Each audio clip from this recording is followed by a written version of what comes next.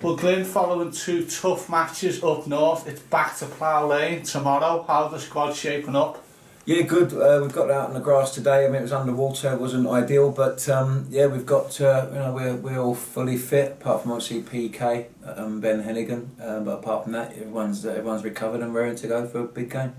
The standout result, perhaps so far at Plough Lane for us, has been the victory against promotion chasers Peterborough. What does that performance say about what we are capable of at home?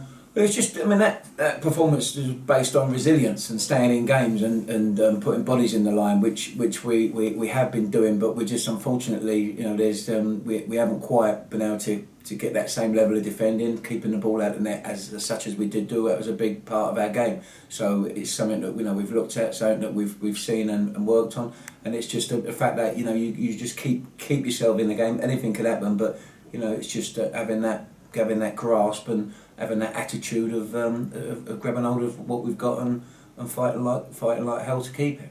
Have you seen signs in the last couple of games, perhaps since the Portsmouth defeat, that things are changing a little bit? Yeah, well, I mean, we've had two games, and if you break it down into 45 minutes, we're unbeaten in 3, and we've obviously lost the 2 goals against Doncaster in that first half.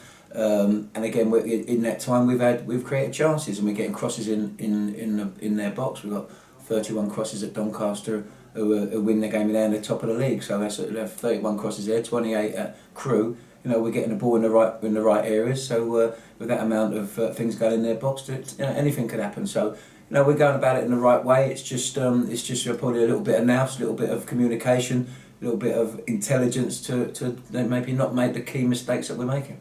How some of those senior players who've been out, how are they getting on with their recuperations? Ollie, Luke? Yeah, so I mentioned Ollie. Ollie, they're out on the grass. It's good news. I mean, they're out. They've probably just come in now. They're out and training next to us. So Ben and Ollie are along, getting closer and closer. So,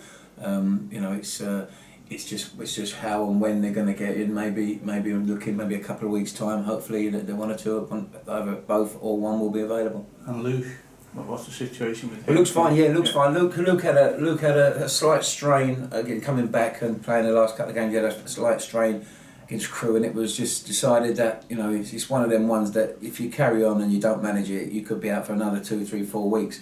So it's decided to rest him on Tuesday night, and he's trained the last 2 days, and he's feeling he's pleased because he wants to play. It was hard once to tell him, look, just stay out and just get ready for them. There's loads and loads of games left, so don't miss any more. So once he understood that, he's quite pleased and relieved that he's symptom free and he's fighting fit. That's great news. In terms of tomorrow's fixture, are the players in the squad made aware of what this fixture means? Yes, yeah, they're quite aware. We've had a meeting this morning, and there's we've got a lot of homegrown boys and a lot of boys that have been here a while. We've got some new faces as well, so they're familiar with the history and are familiar what this means to the fans and what it means to everybody. So they're more than ready. And when Sam Walker joined us recently, he said some really nice words about the AFC Wimbledon story. Is it really important to spread that message to people who come into this club quite recently? Yeah, I think it's out there anyway. So anyone anyone who's lucky to come and play for this club or to have anything to do with it, knows it, and if he doesn't know it, well, it isn't long before he's told, and they do their own work and see what we stand for and who we are. So it's a special club, as I say, and while we're privileged to have them, I think they're also privileged to the fact that they are playing for us, and it's an honour to play for this club and represent the club. In terms of the future as well, there's been some friendlies getting arranged for the under-19s. This Saturday playing against Welling. How important is it to keep those players ticking over? Well, it's been difficult because normally they're out on loan, and with the Tier 3 lockdown, they're not playing any football in the next tiers we're looking at. So the Conference South and Conference North had a 2-week break, although they're still playing. So there was ideal opportunity. Robbo pounced on it to get these games in. So we're going to probably have 3 or 4 in a period where the boys need to play. And then if they've got to get closer, and you never know, we might need them. We might need them from now to the end of the season, but they're game boys, and it's frustrating sometimes to go that long without a game. So now they're playing, they've got a little smile on their face and they've got something to look forward to.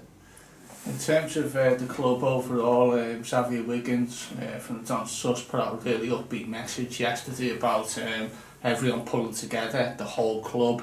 It's over half a season now since the fans haven't been able to watch the games. They're watching them online, follow every week. What's your message to them about the whole club? It's not the same. It's missed. We've been working back and looking back on performances, and we've clipped stuff from last season, and we've delivered that to the players, and we've been looking at stuff, and the Pack Kings Meadow was unbelievable. It was different class. You can see the atmosphere there, and straight away, it's like you played on another planet with the fans. So, this one's a big one. This one is the one that's probably going to miss the most. But we'll just give it our best, and hopefully we'll do you proud.